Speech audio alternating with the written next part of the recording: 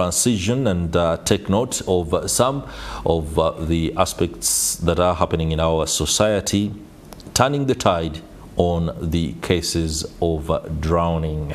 That is a major concern, especially in light of recent events. But before we speak to our guest, let me just take you through a preamble.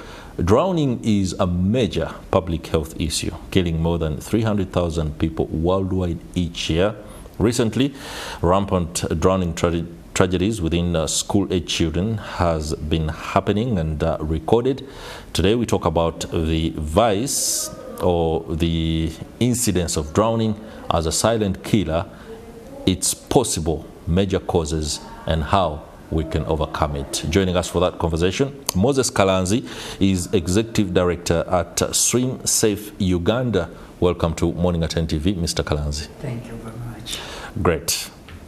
First things first, there is a very staggering statistic in our preamble. 300,000 people dying each year across the globe on account of drowning alone.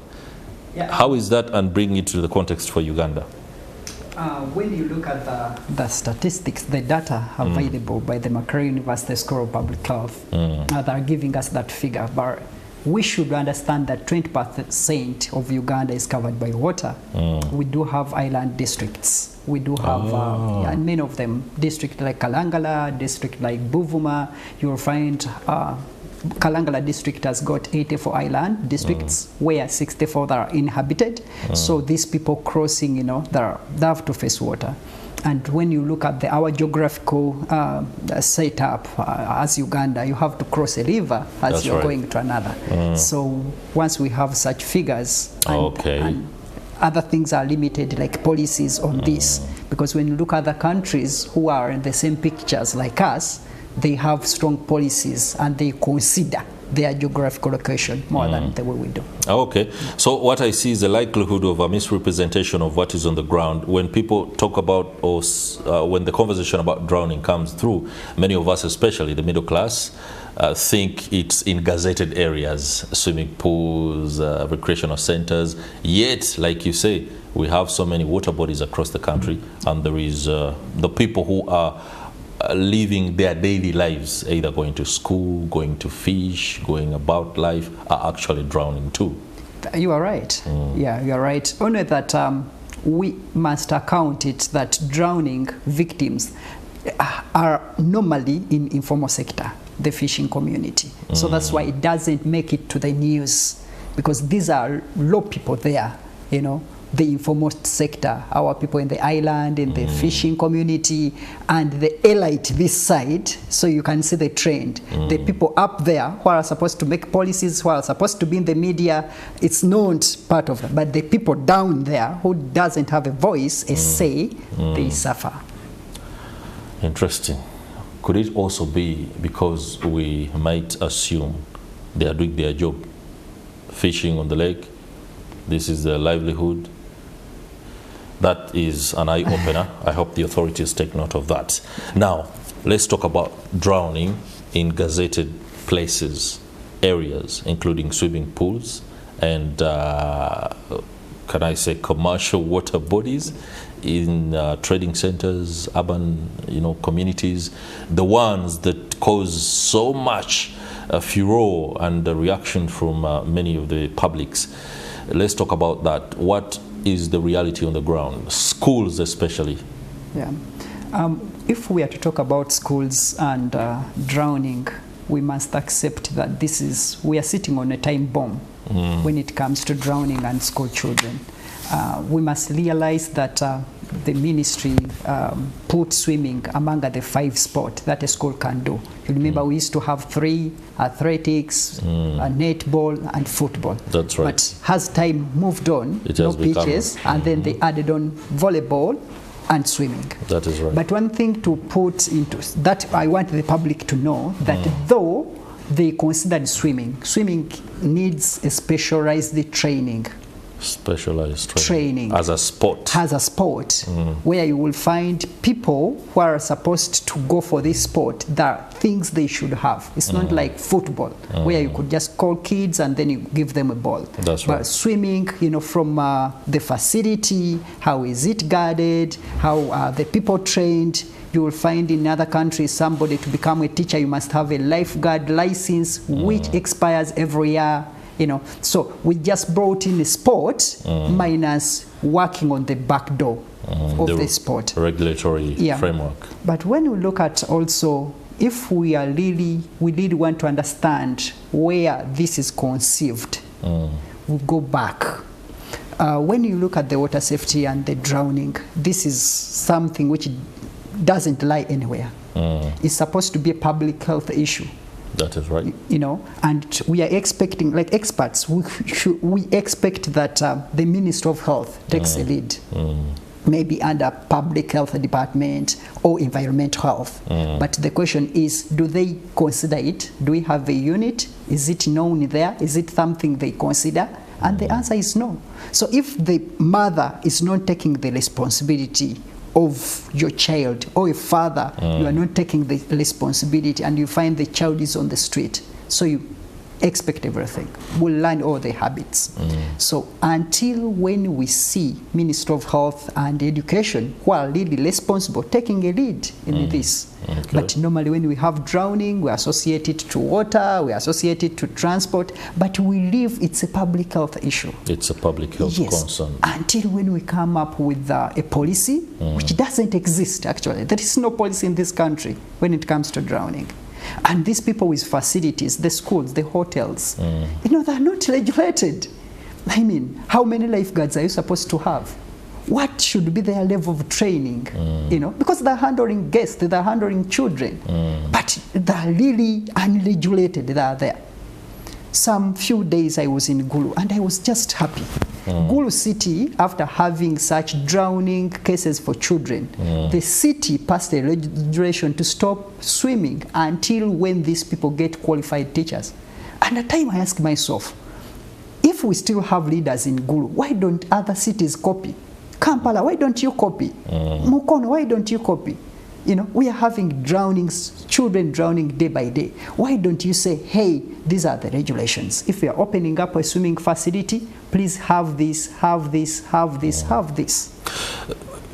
This is something that is an eye-opener.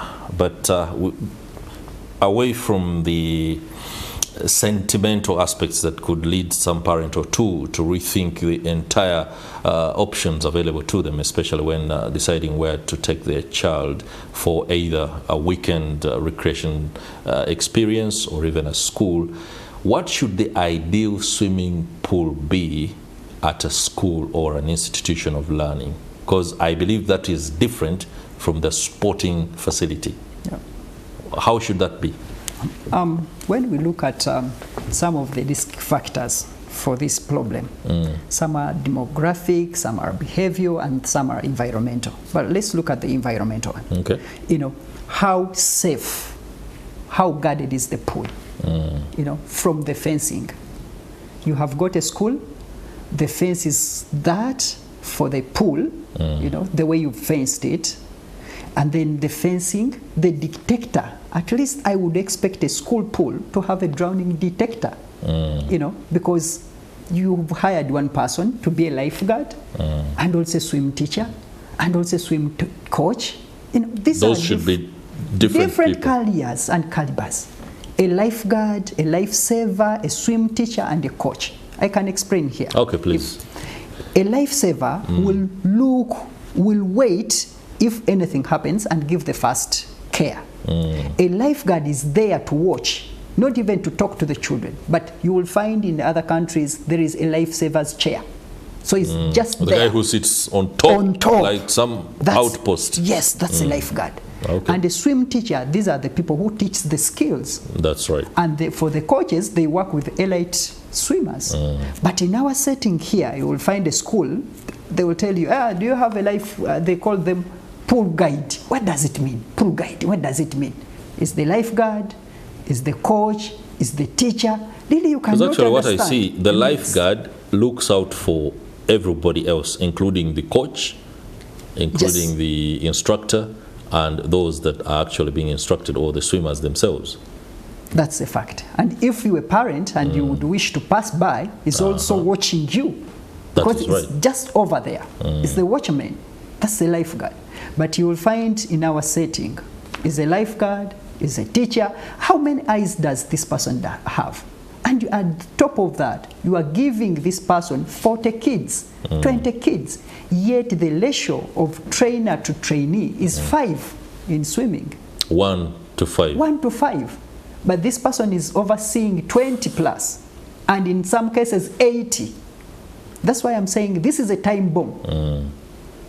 Personally, I'm a former coach, I'm a former swim teacher, and now I'm more into drowning prevention currently. Okay. But my background, swimmer and then swim teacher, but I don't allow my children to go for swimming.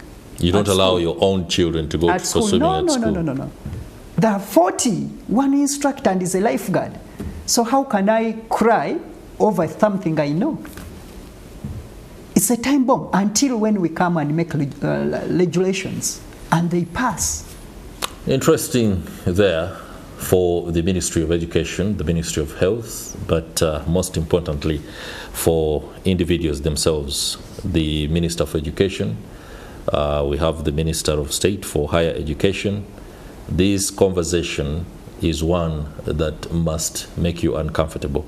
If it doesn't, then something is really, really wrong. The revelations that you get after interfacing with those who are at the front line is something that should not be taken lightly. In light of the cases that we have seen, especially in the recent months, I don't want to go specifically and mention names of the schools, but some have been widely reported in the media.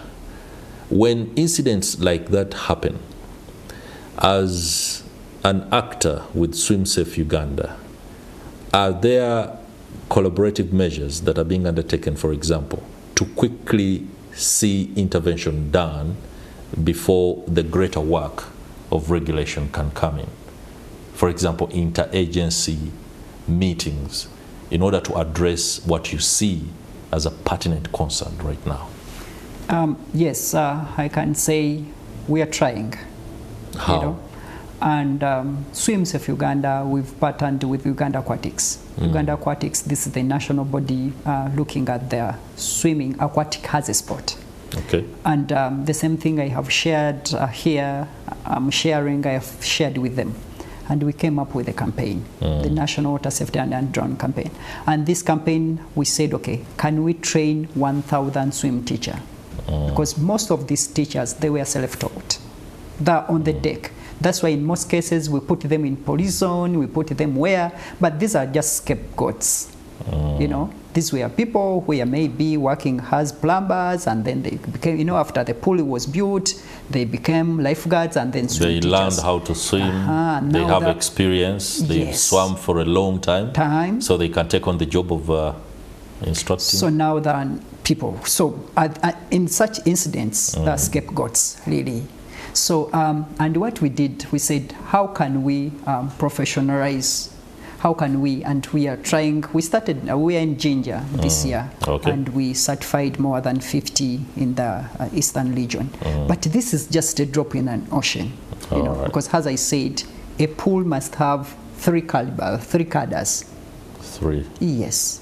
The 3 lifeguard, cadres. The lifeguard, the instructor, and the coach, if it's a school. A school that. So for a hotel, there should be more than 1 lifeguard. That's why we have the other chair this side and the other chair, 2 lifeguards, and then lifesavers, and then the attendants whom you talk to. Hey, I need a towel, I need to pay. That is right. So you can see 3 calibers on a pool, and they are not there.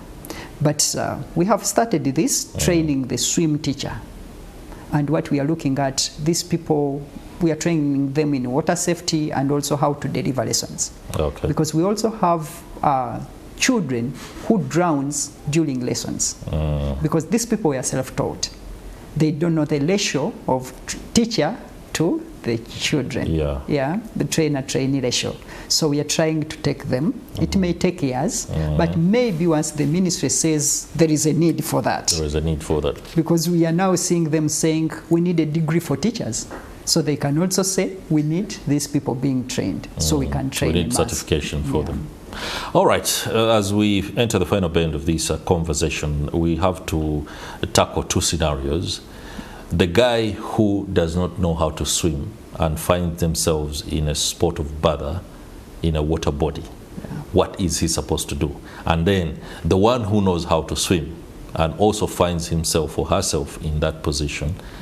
Either a colleague is grappling with the crisis. What are they supposed to do? Let's begin with a guy who has no idea how to swim but finds himself in a water body. Yeah, normally we tell them if you know or if you doesn't, use a personal flotation device. A personal what? Flotation device. Flotation device, yeah. Anything that is buoyant, anything that can keep you afloat. Yeah, because normally we tell them stay calm, but can you be calm? Staying calm is a hard one. If you are seeing a tragedy, will you? Yeah. So that's why we are saying, okay, use a personal flotation devices. Yeah, personal flotation. These are life jacket, a jerry can, anything you can hold on. Like if you know where I'm going, I will pass somewhere where there is water. Make sure you have. If you don't have a life jacket, carry some jerry cans along. A jerry can help you. Okay. So you have to hold on it, because for it it's buoyant. And then on the other scenario, we normally tell people don't go to rescue if you are not trained to rescue. There is what we call risk versus benefit. So your risk, there are more risks than benefit. Because if you are not, swimming is another thing, and rescuing and saving a life and rescuing these are totally different things. And that's how we as a country, we are missing. We get swimmers to go and maintain our swimming facilities. Swimmers to go and take charge of the facilities. So wow, that is where we are in crossroads somewhere. So and then I will advise a swimmer, if you are all in distress, save your life first. If you are not trained to rescue, please work on yours. Mr. Kalanzi, your last words.